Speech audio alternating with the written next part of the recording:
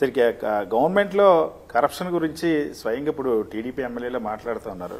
కొలిపూడి శ్రీనివాసులే కృష్ణా జిల్లాలో జరుగుతున్న ఎన్టీఆర్ జిల్లాలో జరిగినటువంటి లిక్కర్ మాఫియా గానీ, శాండ్ మాఫియా గానీ, రేషన్ మాఫియా గానీ, కొలికలపూడి శ్రీనివాస్ గారు బెల్ట్ షాపులు లేవంటే ప్రతి బెల్ట్ షాప్కి వెళ్ళి చూపించాడు. అదొక ఆయన ఒక స్ట్రైట్ ఫార్వర్డ్ పర్సనాలిటీ లాగా ఉన్నాడు. అతను అధికారం ఉన్నా కూడా అధికారాన్ని లెక్క చేయటము, లేకపోతే చంద్రబాబు నాయుడు గారు ఉన్నారు కాబట్టి మనం అబద్దాలు చెబుదామని అనుకునే స్వభావంగా లేడు. ఉన్న చోట మాట్లాడేది అదేమంటే దాని వెనకాల వైఎస్ఆర్సీపీ ఉంది, లేకపోతే నాని ఉన్నాడు, వాళ్ళు ఉన్నారు, వీళ్ళు ఉన్నారు చెబుతున్నారు.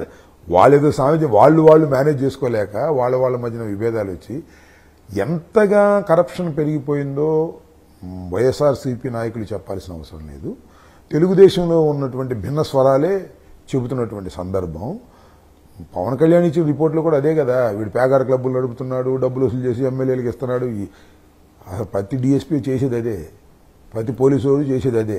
లోకల్ ఎమ్మెల్యేని కాసుకోవటం, లోకల్ ఎమ్మెల్యేకి డబ్బులు ఇవ్వటం, ఇది జరుగుతుంది. నీకు కాస్తి నాకు కాస్తి అంతే. డిఎస్పీ కానీ సిఐ కానీ లోకల్గా ఎక్కడో ఒకటి అరా నీతిమంతులు ఏమన్నా ఉన్నారేమో నాకు తెలియదు, కానీ ఆల్మోస్ట్ ఆల్ రాష్ట్రంలో జరుగుతుంది.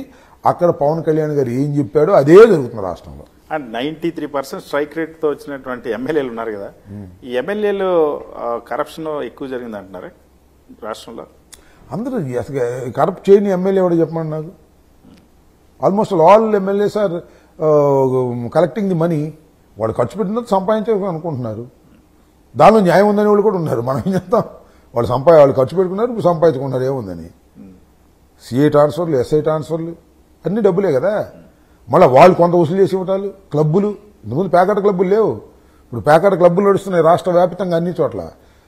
ప్రతి క్లబ్బు ఇంతకని కట్టాలి పోలీసు వాళ్ళకి, అది తీసుకొచ్చి లోకల్ ఎమ్మెల్యేలకు ఇవ్వాలి, లోకల్ మినిస్టర్లకు ఇవ్వాలి. బెల్ట్ షాపులు, బ్రాందీ షాపులు, అంతే కదా వసూళ్లు కార్యక్రమం భయంకరంగా. ఈ మధ్య పోలీస్ని ఆంధ్రప్రదేశ్ పోలీస్ డిపార్ట్మెంట్ హైకోర్టు విపరీతంగా తిడుతుంది.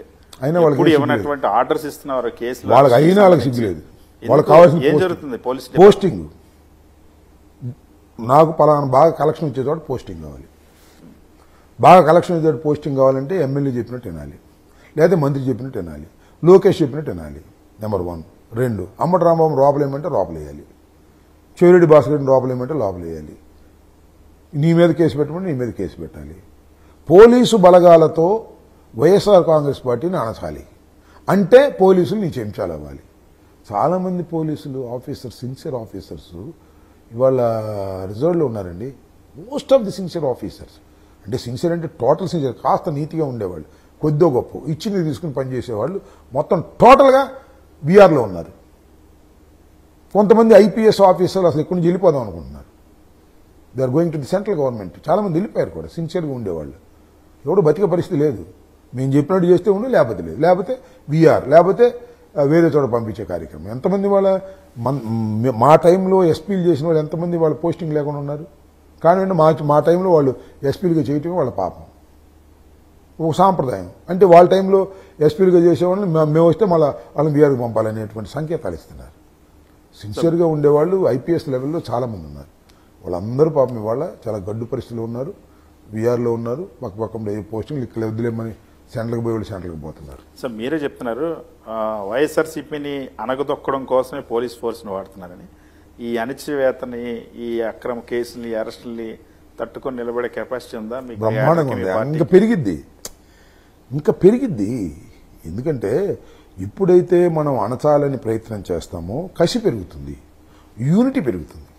వైఎస్ఆర్ కాంగ్రెస్ పార్టీలో ఉన్నటువంటి వ్యక్తుల మీద కేసులు పెట్టారు, భయపెడుతున్నారు, రోపలు పెట్టారు. మొన్న ఒక సోషల్ మీడియా తారక్ అనే వ్యక్తి ఇంకా జైల్లో ఉన్నాడు.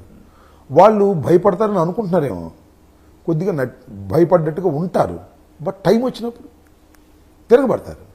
వాళ్ళే మా శక్తి అవుతారు, రేపు వాళ్ళే మా వాలంటీర్స్ అవుతారు. వాళ్ళు కసిగా చేస్తారు. మళ్ళీ ఎవరన్నా అభిమానంతో చేసేవాడు వేరు. నన్ను ఇబ్బంది పెట్టారు ఈ తెలుగుదేశం ప్రభుత్వం, కూటమి ప్రభుత్వం, చంద్రబాబు నాయుడు. ఈ చంద్రబాబు నాయుడు నేను ఓడించాలి అనే కసి ఉన్న వాడితో మనం చెప్పిన దానికన్నా 100 రెట్లు పనిచేసి పెడతాడు. అలాంటి క్యాడర్ను సృష్టిస్తున్నారు పోలీసులు వైఎస్ఆర్సీపీకి అనుకూలంగా. అలాంటి క్యాడర్ని చంద్రబాబు నాయుడు గారు సృష్టిస్తున్నాడు మాకు అనుకూలంగా అనేది నాకున్నటువంటి స్పష్టమైన అభిప్రాయం. అదంతా కూడా చివరి సంవత్సరంలో కట్టలు తెచ్చుకుని వచ్చేస్తుంది.